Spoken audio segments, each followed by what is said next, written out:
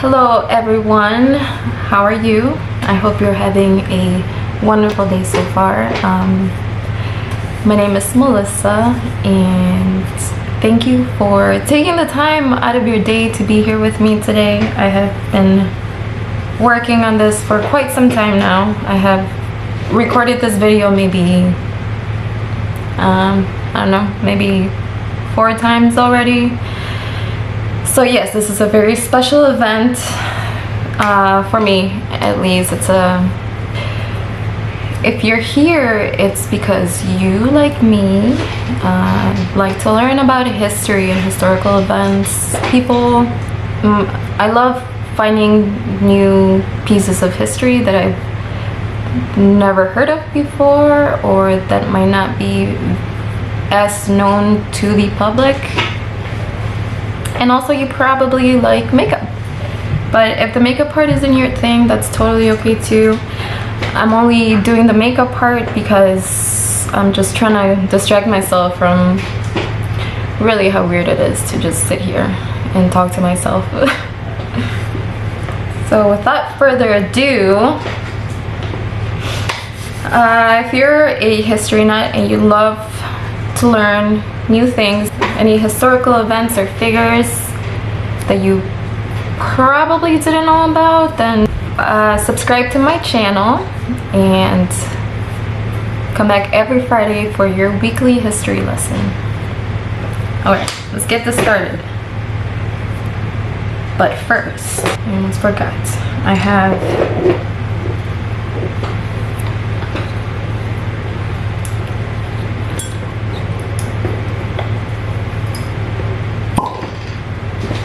okay, so if you were born after 2011, no, if you weren't born after 2011, then you probably remember Game of Thrones.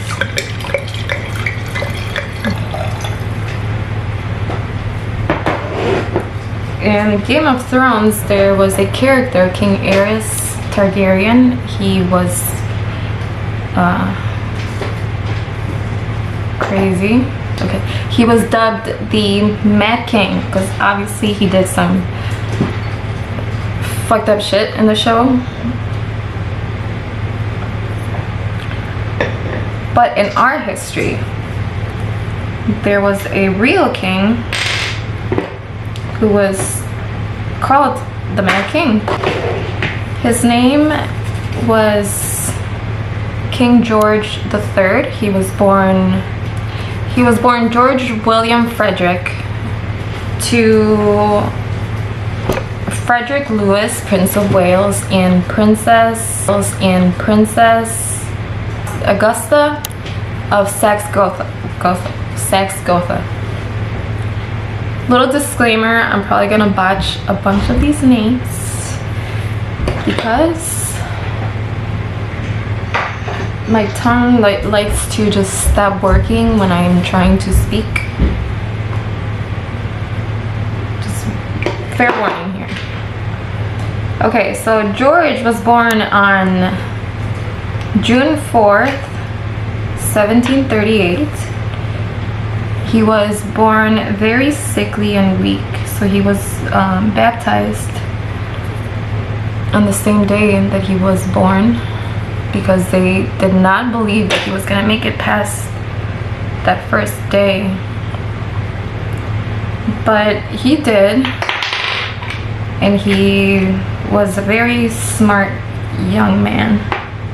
He was very shy, but very smart as well. He had mentors and private tutors, and by the time he was 8 years old, he could speak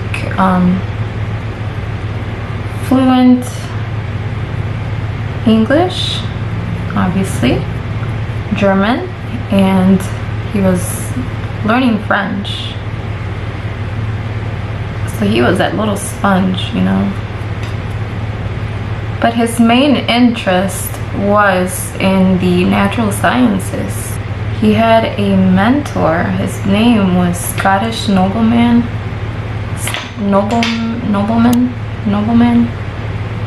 John Stuart 3rd Earl of Bute. They would also know him as Lord Bute.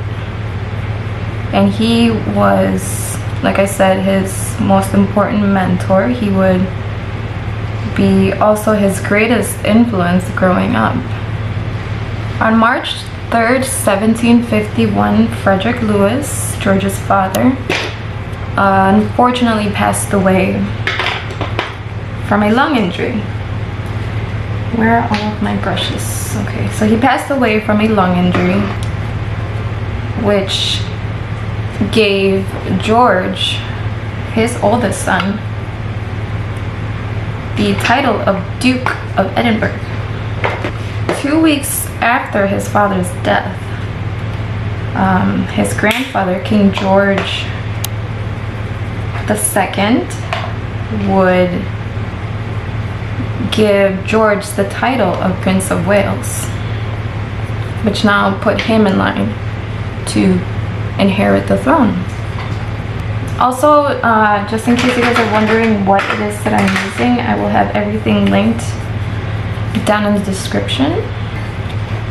I don't have tape, so I'm gonna have to use this piece of paper right here.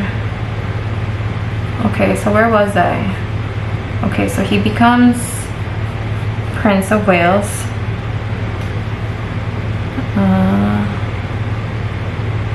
And when this happened, George was 12 years old, so he was little. He was a young little prince.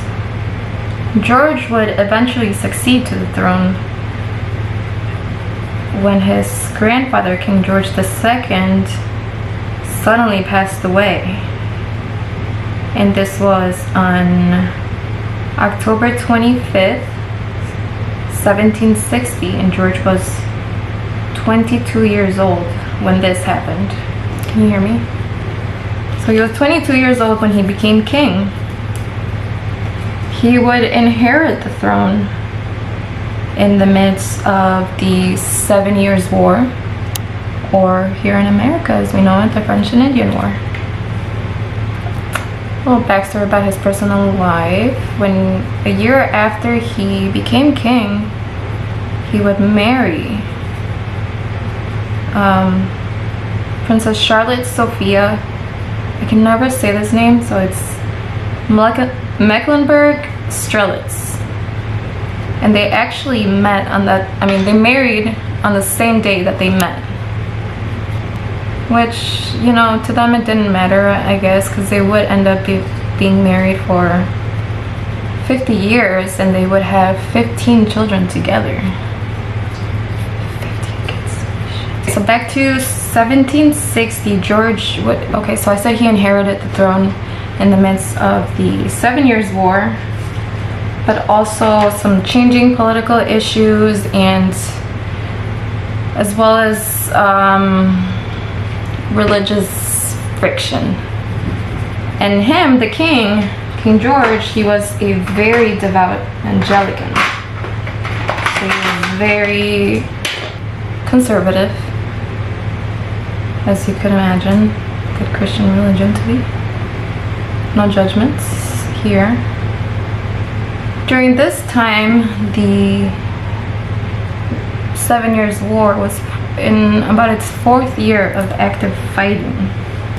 If you would like for me to talk about the French and Indian War or the 7 Years' War, just let me know down in the comments and I will gladly cover that for you. His mentor, nobleman John Stuart, would now, his title would change to Prime Minister John Stuart. Because like I said, he was George's greatest mentor. So he was now Prime Minister Bute. Hold on, I forgot to do my eyebrows. 1 second, I'll be right back.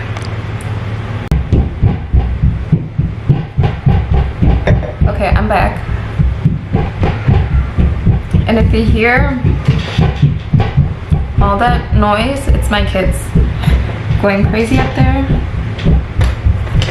Told them to stop many times, but they don't like to listen. But anyway, where was I? Prime Minister Bute. He was not very much liked by Parliament. They did not fancy him too much. Partly because he was Scottish, but also because of the way that he chose to, the way he would advise George. He would keep him away from the rest of Parliament. So he would be basically like the middleman, and they didn't like that. He also wasn't very liked by the media and people. And they would kind of bully him from what it sounded like.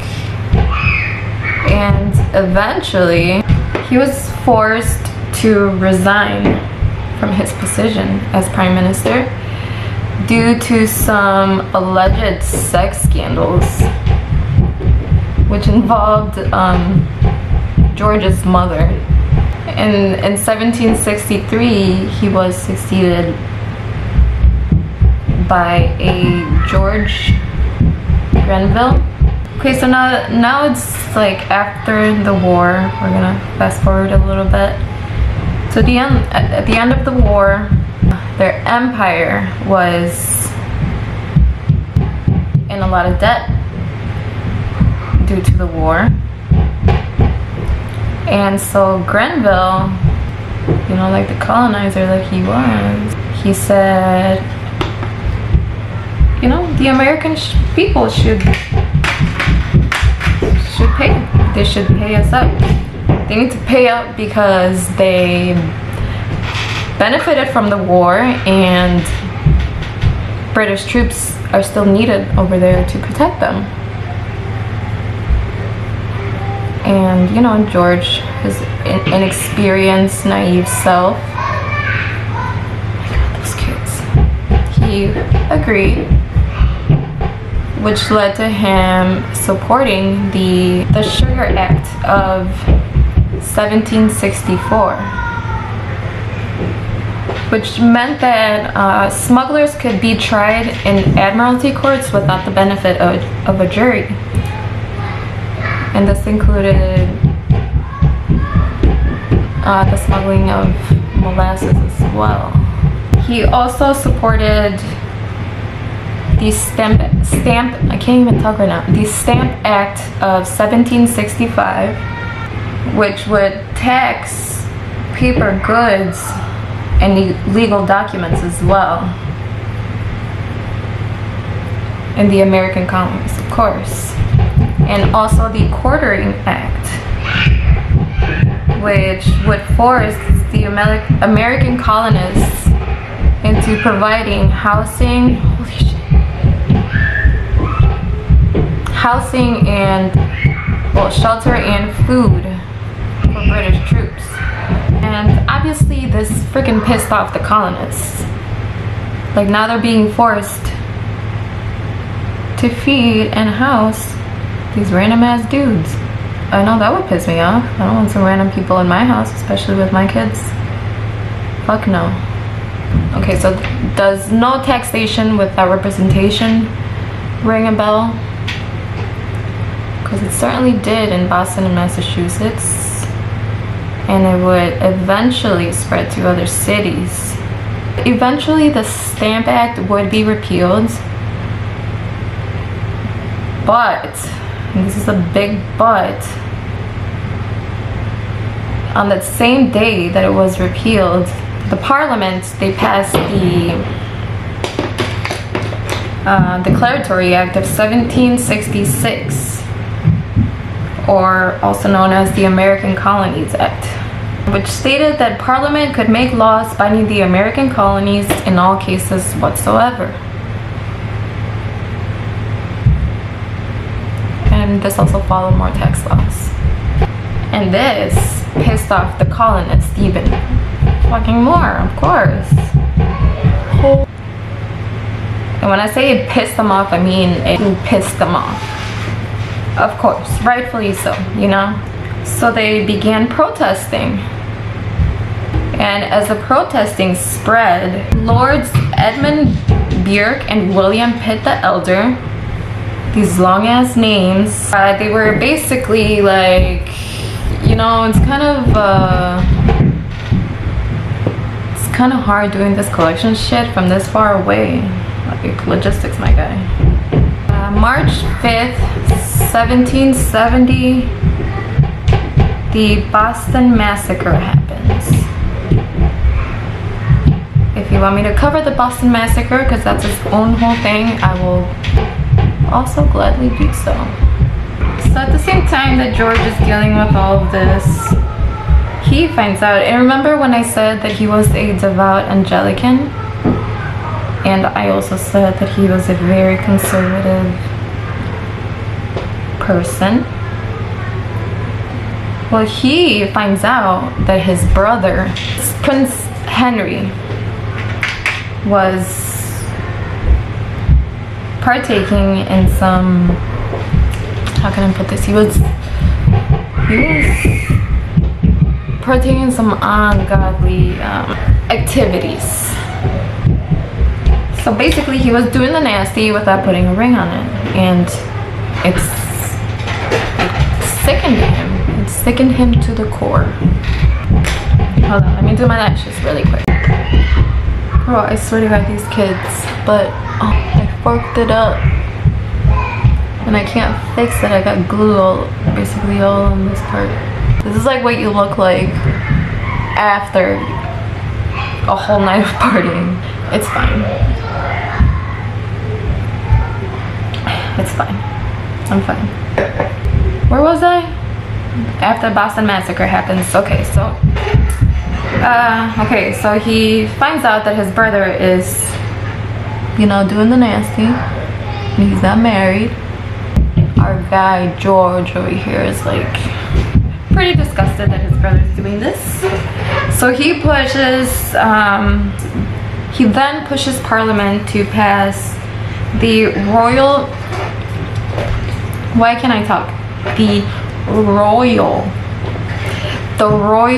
Marriages Act, which would make it illegal for a member of the royal family. Do I say royal weird? So it would make it, this is not the right foundation I was gonna use.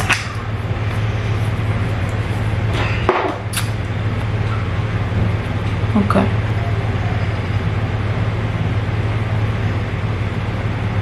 Some more my color. Okay, so if he pushes, which would make it illegal for a member of the royal family to marry without the approval or permission of the monarch.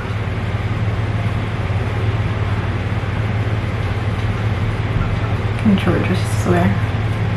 In 1773, Parliament passes the Tea Act, which granted the British East India Company a monopoly on tea sales in the American colonies. This ultimately led to the Boston Tea Party, if you haven't heard of that, which was led and organized by Samuel Adams. So clearly by 1775, the American colonies were just over it. They don't want to be taken advantage of anymore by some British dudes.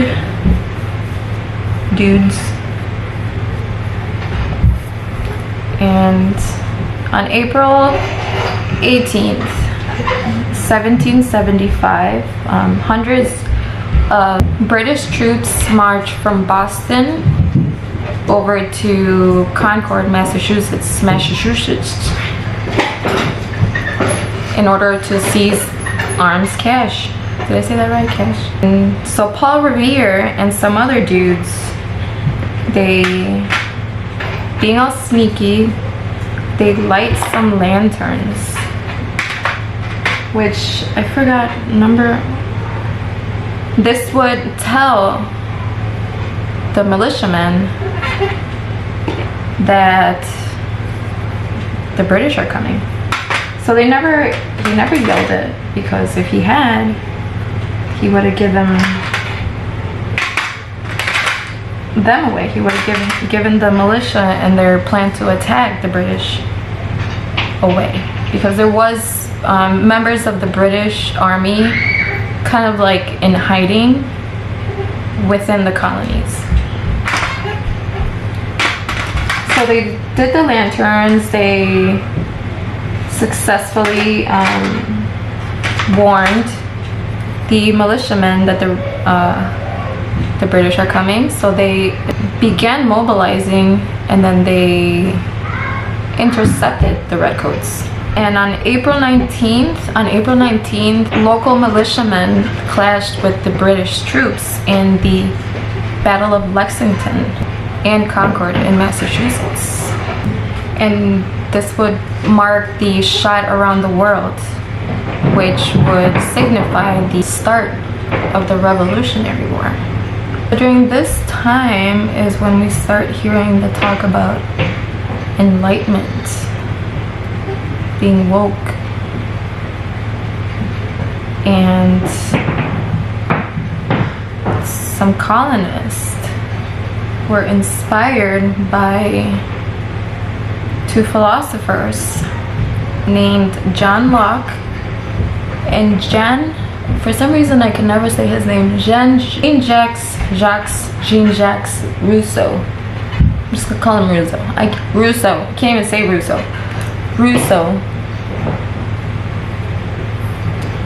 They were inspired by those two to start the Second Continental Congress, and they would birth the Declaration of Independence. And needless to say, these colonists, they fucking hated George. Obviously, this guy just, you know, thinks he can do whatever the fuck he wants. And by 1779, I mean, like, basically, you know, people knew, like British officials, they knew that the war was a lost cause, that they had lost it. But our dude, George, being who he was, and just on a freaking power trip, he didn't want to give up. He didn't want to reward the colonists for their bad behavior. Like, okay then.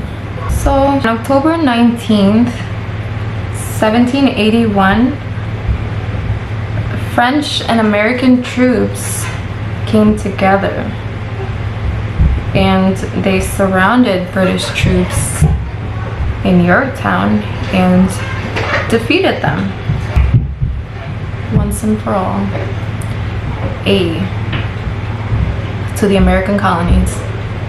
1783, the Treaty of Paris would finally secure American independence. You know, all of this that's happened really got to George. He lost the American colonies. His people did not like him because he just dragged down the war for way longer than he should have. Gonna have a bit more of this. And his brother was just, you know, doing some sinful things. How could he? So George was down in the dumps, needless to say. He was really depressed. He felt like a failure. But he was able to gain some of his popularity back with his people after he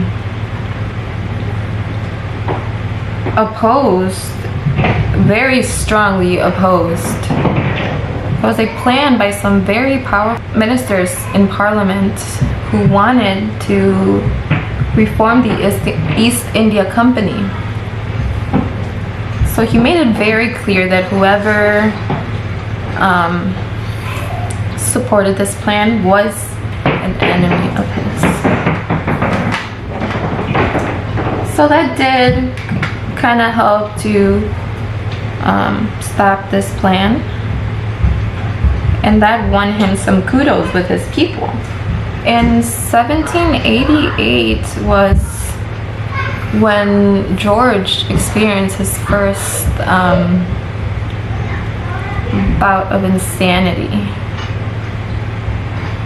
It was believed that it was caused by a genetic disease called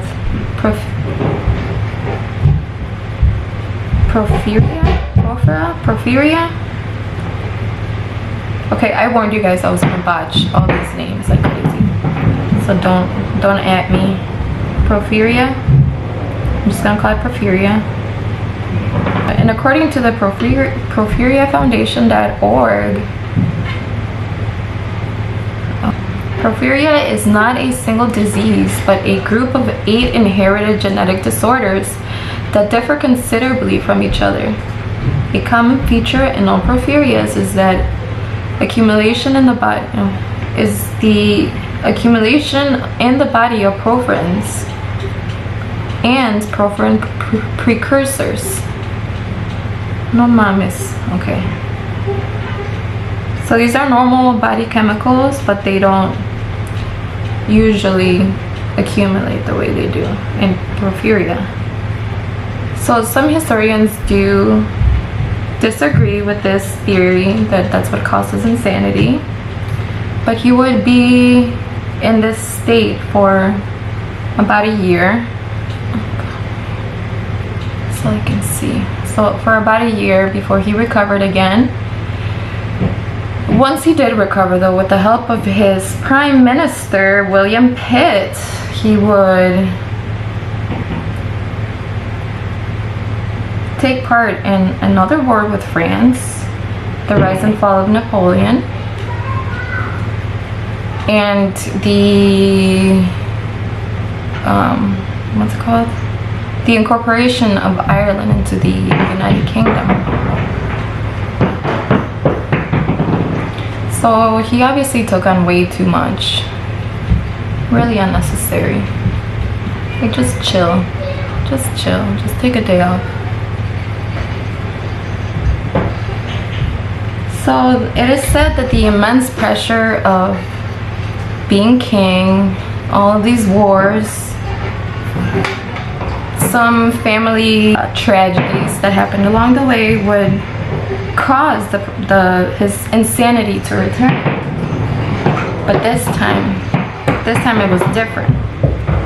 He was left very sickly and blind, and obviously unable to perform his duties as a king. So thanks to this, Parliament passed the Regency Act, which left the kingdom to his son, his eldest son. Can you guess his name? That's right, Prince George. My camera died. Okay, here we go. George would be in and out of his insanity bouts up until he died. He died on January 9th, 1820. So he was around 82 years old. And I'm just saying, given the time, I think he lived a pretty long life. Anyway, that is the story of King George III, or the Mad King. Thank you for sticking around. If you stuck around this far, I hope you like my look. I hope I made this an enjoyable history lesson for you. If there are any historical events or people that you would like for me to cover next, please let me know down in the comments. Please don't forget to subscribe to my channel and like this video to help your girl out with some with the YouTube algorithm. Follow me on Instagram and on TikTok. I like to post a lot of food cooking videos on TikTok, and I will have those linked down below for you. All right, see you next Friday.